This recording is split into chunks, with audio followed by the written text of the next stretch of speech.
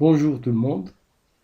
Vu les circonstances liées au Covid-19, cette pandémie de Covid-19, bien sûr, le cours de présentiel sera remplacé par un cours à distance. Donc, je tire votre attention que c'est un cours qui est destiné aux étudiants de deuxième semestre, ensemble 2, de la faculté sciences juridiques, économiques et sociales de Ain Choc. On va continuer notre discussion sur la fonction de coût. Donc, on a terminé la première partie qui concerne la fonction de production. On va travailler maintenant sur la fonction de coût.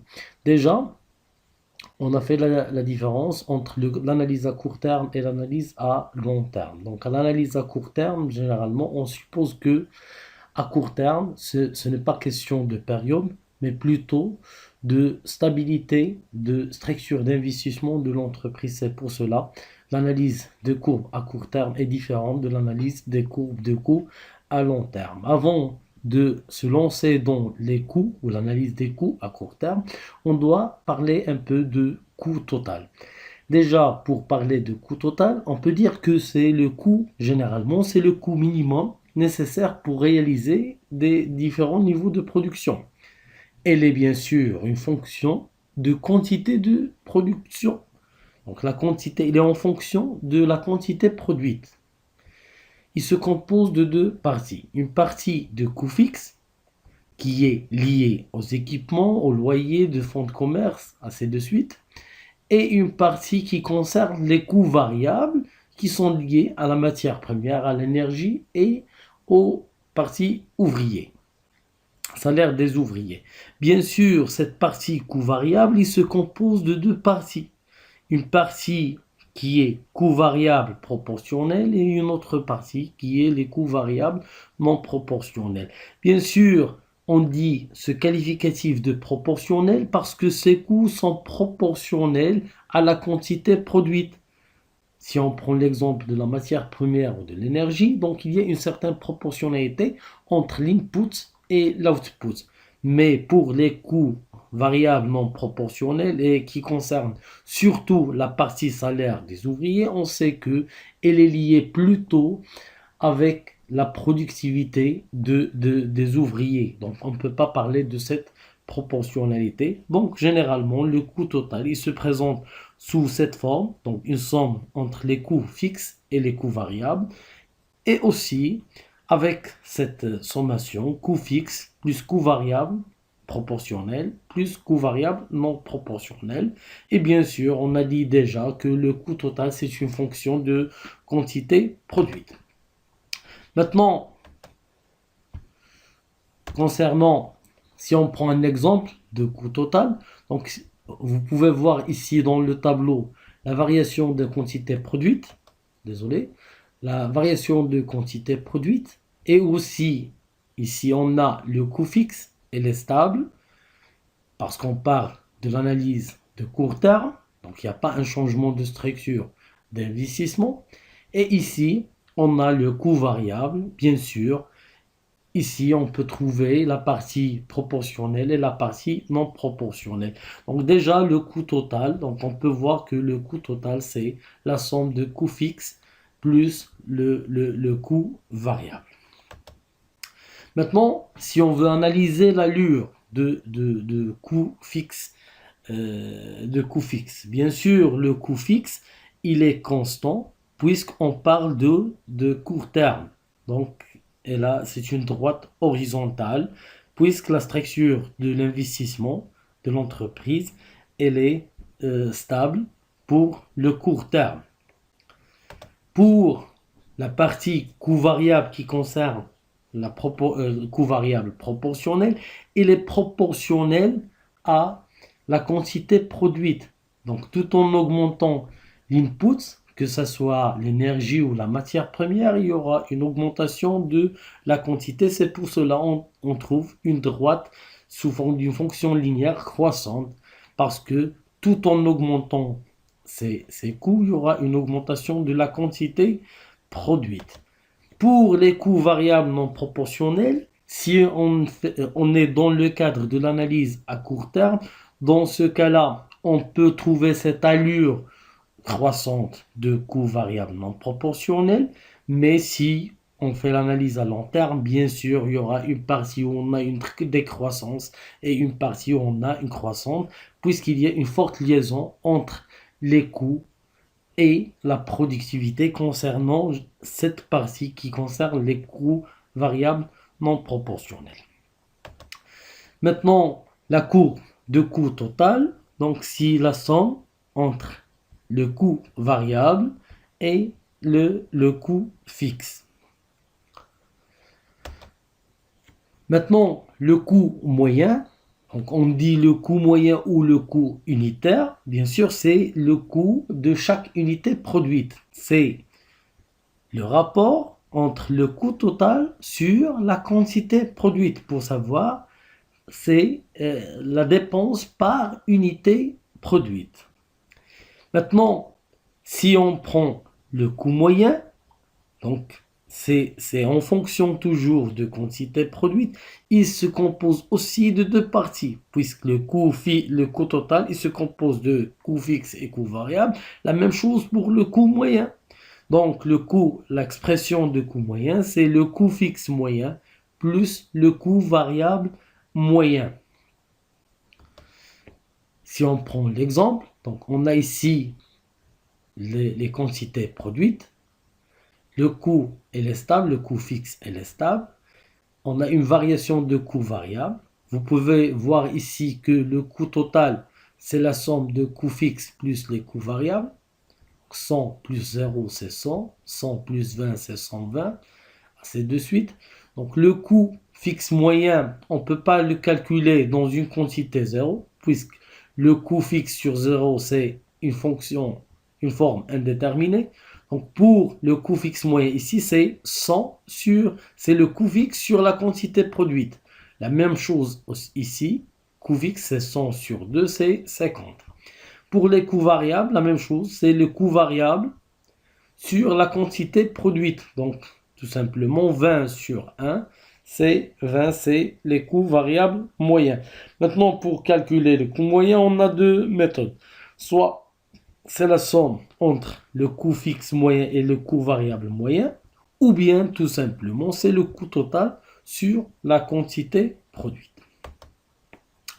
Si on analyse maintenant l'allure de coût fixe moyen, maintenant déjà le coût fixe moyen c'est un rapport entre le coût fixe total sur la quantité produite, et on voit ici une augmentation de la quantité. On sait que le coût fixe est stable, donc bien sûr si la quantité augmente, il y aura cette allure, donc la courbe sera décroissante. Généralement, on peut parler d'économie d'échelle. On peut parler ici d'économie d'échelle. Tout en augmentant la quantité produite, il y aura une diminution de coûts. Pour les coûts variables, ici on parle plutôt des coûts variables proportionnels. Donc on sait que la partie proportionnelle des coûts variables, il y a une proportionnalité entre l'input et l'output. Ça veut dire, si on prend l'exemple, si on a 100 unités en termes de matières premières et on produit à la première période 200 unités en tant que production. Donc si on augmente, on a 200 200 unités en matière première, il y aura 400. Donc toujours on a le rapport, c'est 1,5. C'est pour cela, donc l'augmentation elle est constante. Tout en augmentant la quantité produite, augmente d'une manière proportionnelle avec l'input ou la partie qui concerne les coûts variables proportionnels. C'est pour cela qu'on trouve une droite horizontale. Pour les coûts variables moyens, ici on parle des coûts variables non proportionnels, comme on a dit. Donc il est lié généralement à la productivité moyenne. Maintenant, si on voit cette partie où on a une partie décroissante, ça veut dire que ici, la productivité moyenne est croissante. Donc tant que la productivité moyenne du travail est croissante, ça veut dire les coûts vont diminuer. Donc on réalise un gain. Mais si, ici, bien sûr, si on a une diminution de productivité moyenne, il y aura une augmentation de coûts. Donc on peut dire que la courbe de coût variable moyen est inversement proportionnelle par rapport à la courbe de productivité moyen, donc qui prend cette forme. Donc si la productivité moyenne augmente, il y aura une diminution de coût variable. Et bien sûr, s'il y a une diminution de productivité moyenne, il y aura une augmentation de coût variable. On peut démontrer cette relation ou cette proportionnalité inversée à travers cette relation. On va supposer qu'une entreprise qui produit à travers deux facteurs de production, le capital et le travail, le prix du capital c'est le PK et le prix du travail c'est le PT. Vous savez la fonction de coût total, donc c'est le KPK plus donc la quantité du capital fois le prix du capital plus la quantité du travail fois le prix du travail. Donc cette partie c'est la partie fixe, c'est la partie coût fixe. Et cette partie, c'est la partie coût variable. Donc si on parle de coût variable moyen, bien sûr, c'est le coût variable sur la quantité produite. Bien sûr, si on remplace le coût variable par la partie quantité du travail fois le prix du travail, on aura cette relation. Donc bien sûr, après démonstration, on va trouver que le PT, le coût variable moyen, est égal le prix du travail sur la productivité moyenne. Pourquoi? Parce que déjà, on trouve PT fois T sur Q qui est l'inverse de la productivité moyenne du travail, puisqu'on sait que la productivité moyenne du travail, c'est la quantité produite sur le nombre ou la quantité de travail. Donc pour cela, on peut dire tout simplement que la relation est tout à fait inversée entre le coût variable moyen et la productivité moyenne. Donc si la productivité moyenne du travail augmente, il y aura une diminution dans le coût variable. Et si la productivité moyenne du travail diminue, il y aura une augmentation de coût variable. La même analyse pour les coûts fixes, donc coût fixe moyen, donc c'est le coût fixe sur la quantité produite. On va utiliser cette fois-ci la partie coût fixe. Donc la même chose, donc on aura la productivité du capital sur la productivité moyenne de capital. Et ici, pour justifier l'allure de coût fixe moyen qui est décroissante, comme vous allez voir ici. Pourquoi? Parce que la productivité moyenne du capital est généralement croissante. C'est pour cela on a et le prix et les fixes, donc le coût fixe moyen aura une allure décroissante. Donc d'après ces deux relations, on peut déduire que le coût moyen c'est le coût variable moyen plus le coût fixe moyen. Donc c'est le prix du travail sur la productivité moyenne du travail plus le prix du capital sur la productivité moyenne du capital. Pour le coût marginal, si on est dans une discrète, analyse discrète, dans l'analyse du cas discret, donc on parle de coût marginal est égal à la variation de coût total sur la variation de quantité, mais pour le cas continu, donc le coût marginal, c'est la dérivée partielle de la quantité dans la fonction de coût total. C'est la dérivée première de coût total. Si on prend un exemple, vous allez voir ici qu'on a l'évolution de la quantité produite. Donc ici, on a le coût fixe qui est stable et ici le coût variable. Le coût total, c'est la somme entre coût fixe et coût variable.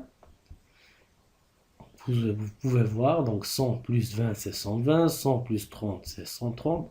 Pour le coût fixe moyen, ici, on ne peut pas avoir un résultat puisque le coût fixe moyen c'est le coût fixe sur la quantité produite et si on n'a pas produit donc 100 sur 0 c'est une forme indéterminée, donc ici c'est 100 sur donc le coût fixe moyen, donc c'est 100 sur 1, 100 sur 2 c'est 50. La même chose, le coût variable moyen c'est le coût variable sur la quantité produite. Donc si on fait le calcul. Donc le coût variable c'est 20 sur 1 et 30 sur 2, ça donne 15. Pour calculer le coût moyen, on a deux possibilités. Soit on fait la somme entre le coût fixe moyen et le coût variable moyen. Donc on va trouver la même chose si on trouve, tout simplement, on fait le rapport entre le coût total et la quantité produite. Si on fait, par exemple, pour la deuxième période, on a 120 sur 100, sur 1, ça donne 120. C'est la même chose, donc 100 plus 20. Si on prend la deuxième période, donc 130 sur 2, donc c'est combien? C'est 65, c'est pratiquement la même chose. Et le coût marginal, donc c'est la variation. Donc si on prend, on ne peut pas calculer pour la première période, on n'a pas une quantité produite, mais pour la deuxième période, on peut la calculer. Donc c'est 120 moins 100 sur 1 sur, moins 0. Donc c'est la variation de coût total entre deux périodes, entre deux quantités produites. La même chose ici, donc 130 moins 120, 2 moins 1 sur 2 moins 1, donc ça donne 10. C'est la manière comment on peut calculer le coût marginal. Maintenant, on va parler de la relation entre les courbes de coûts. On parle de coût moyen et de coût marginal. Donc, vous pouvez constater ici que si on voit la courbe en rouge, c'est la courbe de coût marginal. Ici, on a la courbe de coût moyen. Ici, la courbe de coût variable moyen. Donc, on va se concentrer sur la partie courbe coût marginal et coût moyen. Vous pouvez constater qu'il y a une intersection entre ces deux courbes.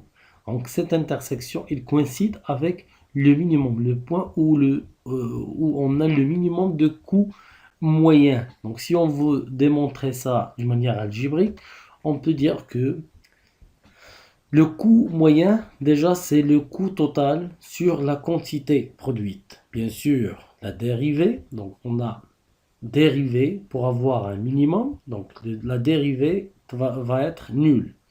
Donc, c'est équivalent de, donc on va dériver ici le rapport coût total sur la quantité produite. Donc, comme vous savez, donc si on a une fonction sous forme de A sur B, bien sûr, la dérivée, c'est A prime fois B moins B prime fois A sur B carré. Donc, on a fait la même chose. Donc, ici, on a coût total sur la quantité. La dérivée, c'est le coût total. La dérivée première de coût total, de la fonction de coût total, fois la quantité moins le coût total, fois la dérivée de la quantité. Bien sûr, la quantité produite, c'est constante. Donc, la dérivée, c'est 1 sur la quantité produite au carré. Bien sûr, on a ce rapport est nul. Donc, si il est nul, la quantité n'est pas nulle. Donc, le numérateur est nul. Donc, on aura la dérivée première de coût total fois la quantité produite est égale le coût total. Donc la dérivée première est égale le coût total sur la quantité. Donc ce n'est que le coût marginal. Donc la dérivée première de la fonction de coût total, c'est le coût marginal. Et bien sûr, le coût total sur la quantité, c'est le coût moyen. Donc on peut démontrer que à travers la relation coût moyen est égal le coût total sur la quantité produite, on peut démontrer que vraiment on a une intersection entre la courbe de coût marginal et la courbe de coût moyen qui est au minimum de ce dernier. Maintenant, on peut voir sur le graphique, donc il y aura bien sûr, on a une diminution. On va expliquer cette diminution du coût marginal, puis on a une augmentation et on a aussi cette intersection entre le coût moyen et le coût marginal. Maintenant, toujours dans le cadre de cette relation entre les deux courbes de coût marginal et de coût moyen, donc vous pouvez voir ici, donc tant que on a deux parties, on a une partie où le coût marginal est au-dessous de la courbe de coût moyen et une partie où le coût marginal est au-dessus de coût moyen. Maintenant, si on parle de coût marginal, donc c'est le coût d'une unité supplémentaire, d'une unité additionnelle. Si le coût de cette unité additionnelle est inférieur au coût moyen, donc il est toujours profitable à l'entreprise de produire. Mais dans la partie où le coût marginal, ça veut dire l'unité additionnelle, coûte plus que le coût moyen, donc ce n'est pas profitable pour produire. Donc, toujours dans l'analyse de la relation entre les différents coûts, donc on va analyser la relation entre le coût total et le coût marginal, coût moyen et le coût variable moyen. Donc on peut constater qu'on a trois points d'inflexion, donc le point A, B et C. Ils coïncident avec le minimum, donc le point A coïncide avec le minimum de coût marginal, le point B avec le minimum de coût variable moyen et le point d'inflexion C, il coïncide avec le minimum de coût moyen. Donc ça, on peut, à partir de ces trois points d'inflexion, on peut déterminer plusieurs situations de production. Si on prend la première situation, donc jusqu'à la quantité A, la quantité produite A. Donc on peut dire que cette situation se caractérise par une augmentation de l'efficacité de production, car le coût marginal diminue jusqu'au son minimum, ce qui signifie que la productivité marginale est croissante. Cela peut être justifié bien sûr, donc on voit qu'il est croissant, cela peut être justifié par peut-être la maîtrise des automatismes de production, donc les machines dans ce cas sont utilisées d'une manière plus efficace, ou par l'efficacité des ouvriers, puisque les ouvriers s'adaptent plus au processus de production.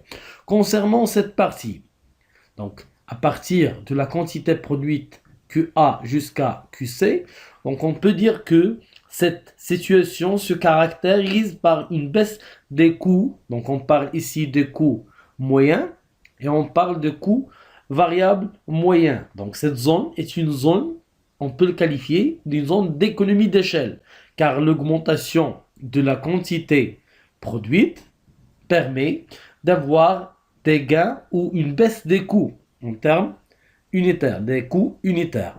Maintenant, la dernière partie, c'est la partie au-delà de la quantité QC. Donc, c'est une troisième situation de production. On peut dire qu'à partir de cette partie, on peut constater l'augmentation rapide de coût total. Vous allez voir ici, donc on peut voir cette augmentation rapide de coût total. Aussi, on a l'augmentation de coût marginal qui dépasse bien sûr le coût moyen. Donc, le coût d'une unité additionnelle devient supérieur au coût unitaire ou le coût moyen. Donc, le coût d'unité supplémentaire est supérieur au coût moyen. Ça veut dire que la production, à partir de ce point, devient plus chère. Cela veut dire que le producteur n'a pas intérêt à augmenter la production à partir de ce point. Dans le cas, bien sûr on parle, dans le cas où on est à court terme, puisqu'il n'y a pas la possibilité d'élargir la structure d'investissement. Donc cette situation, donc on parle de la situation à partir de QC, donc cette situation peut être qualifiée d'une situation de déséconomie d'échelle. Maintenant, si on veut réaliser un exercice, on prend un exercice d'application, on suppose à court terme une production de deux facteurs, K et T, donc le capital et le travail, et on a une fonction de production qui est K à la puissance 1,5 et T à la puissance 1,5, avec la fonction de coût total où on a 2 fois Q, la quantité produite, plus 10. Et bien sûr, on est dans le cadre d'analyse à court terme, donc le capital, elle est fixe. Donc, on le fixe dans K est égal à 1. Maintenant, ce qui est demandé, c'est compléter le tableau suivant. Donc, le capital ne va pas figurer dans le tableau, il est fixe. Donc, on a la variation seulement de facteur travail. Donc, il passe de 0 jusqu'à 6. Donc, on doit chercher la quantité. Pour chercher la quantité, tout simplement, on doit remplacer K avec sa valeur qui est 1 et T, travail, avec les valeurs qui figurent au tableau ici. Donc, si on prend l'exemple de 0, donc 0, donc c'est 0, donc la fonction de production, si on remplace par 0, donc ça donne la quantité. La quantité, ça sera 0. Il y aura ici le coût fixe. Vous pouvez voir que dans la fonction de coût total, on a deux parties. Donc cette partie, il concerne le coût fixe et cette partie concerne le coût variable. Donc on va mettre ici 10 tout au long de la période de production puisqu'il est fixe. Et on a le coût variable. Donc c'est 2 fois la quantité. 2 fois la quantité. Donc pour le cas de 0, il y aura ici 0. Pour le coût fixe moyen, donc c'est le coût fixe sur le nombre, sur la quantité produite. Et pour le coût variable moyen, c'est le coût variable sur la quantité produite. Donc pour la première période, on aura seulement le coût fixe. Seulement le coût fixe. Maintenant, si on passe à la deuxième période, si on prend l'exemple de 1, donc si on prend l'exemple de 1, pour la quantité, donc c'est 1 à la puissance 1 demi fois 1 à la puissance 1 demi. Donc la quantité produite, ça sera 1. Donc maintenant, on sait que ici il y aura 1. Et on a le coût fixe, 10. Le coût variable, c'est 2 fois 1. Puisqu'on parle de, c'est la partie coût variable. Donc 2 fois 1, ça donne combien? 2. Donc il y aura ici 2. Pour le coût total, bien sûr, c'est la somme coût fixe plus coût variable. Donc 10 plus 2, c'est 12. Coût fixe moyen, c'est le coût fixe qui est 10 sur la quantité produite qui est 1. Donc ça sera 10. Et le coût variable moyen, c'est le coût variable qui est 2 sur la quantité produite qui est 1. Donc ça sera 2. Et le coût moyen, c'est le coût fixe plus le coût variable moyen, donc ça sera 12. Pour le coût marginal, on a deux manières. Soit on va faire la différence entre deux situations, donc c'est le coût total, si on est par exemple dans la deuxième période, donc c'est le coût total de la deuxième période moins le coût total de la première période sur la quantité de la première période, de la deuxième période, moins la quantité de la deuxième période. On peut aussi calculer le coût marginal à travers la dérivée. Donc si on dérive, donc la dérivée première de coût total, ça donne 2. Donc le coût total, le coût marginal, ça sera ici 2. Donc voilà, vous pouvez vérifier ces résultats. Donc on a fait la même chose. Donc on va trouver presque les mêmes valeurs après les calculs. On a présenté le premier exemple et le deuxième exemple.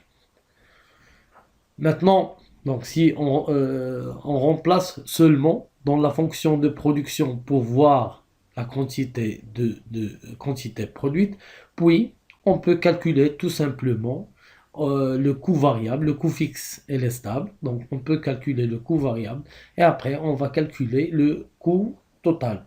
Et avec la même manière, on peut calculer le coût marginal et le coût moyen.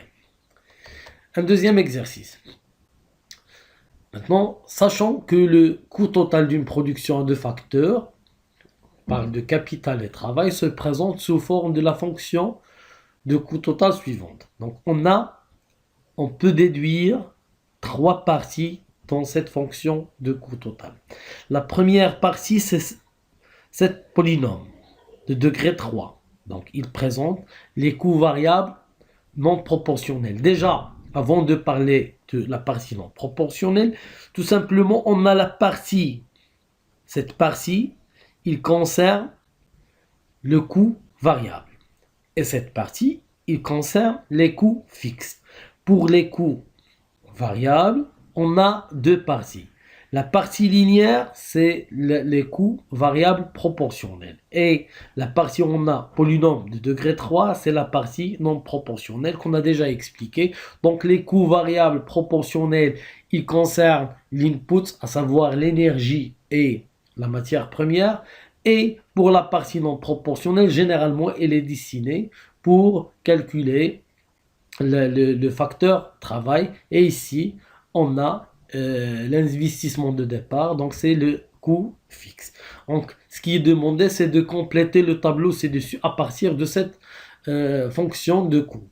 Maintenant, on a la quantité produite, donc 0, 1, 2 et 3. Le coût fixe, donc on parle de coût fixe total. Donc le coût fixe, c'est 32. Donc toujours, il y aura ici 32. Le coût variable, donc on parle de coût variable général. Donc c'est cette partie. Donc on va remplacer seulement la quantité par sa valeur, que ce soit pour le 0, pour le 1, pour le 2 ou pour le 3. Donc si on remplace par 0, ça donne 0. Si on remplace par 1, donc le coût variable total, ça sera 1 plus 8 fois 1 plus 24. Donc ça donne combien? Ça donne 33. Donc il y aura ici, par exemple, 33. Donc 33 pour le coût variable total et bien sûr 32 pour le coût fixe. Pour le coût variable proportionnel, on a la partie linéaire. Donc, il suffit de remplacer Q par sa valeur. Donc, si pour le cas de 1, donc 24 fois 1, ça donne, pour le cas de coût variable proportionnel, ça donne 24. Pour le coût variable non proportionnel, il sera remplacé dans la partie polynomiale. Donc, Q3, donc 1 à la puissance 3 plus 8 1 à la puissance 2. Donc, ça sera 8 plus 1, c'est 9. Donc, les coûts variables non proportionnels, c'est 9. Pour les coûts fixes moyens, donc c'est le coût fixe total, bien sûr, sur la quantité produite. La même chose pour les coûts variables moyens. Donc, c'est le coût variable sur la quantité produite. Ici, il ne s'agit pas de coût total moyen, donc il s'agit de, c'est une erreur, donc c'est le coût moyen. Tout simplement, c'est le coût moyen. C'est la somme de coûts fixes moyens plus le coût variable moyen. Et pour le coût marginal, donc comme on a dit, on a deux possibilités. Soit de faire la différence entre le coût variable total entre deux périodes sur la quantité produite, la variation de quantité produite, soit tout simplement, on va faire la dérivée première de la fonction de coût total. La même chose, on peut trouver directement, donc si on parle par exemple de coût fixe moyen, tout simplement, c'est 32 sur la quantité. Et on remplace pour le coût variable moyen, il suffit de diviser cette partie de coût variable sur la quantité. Donc ça sera Q, ça sera une polynôme de degré 2. Ça sera Q à la puissance 2 plus 8Q plus 24. Donc on peut remplacer, dans ce cas, on remplace par la quantité produite et on va voir, et on aura le résultat. Donc le résultat, ça sera comme suite. Toujours, donc ici c'est le coût moyen au lieu de coût total moyen.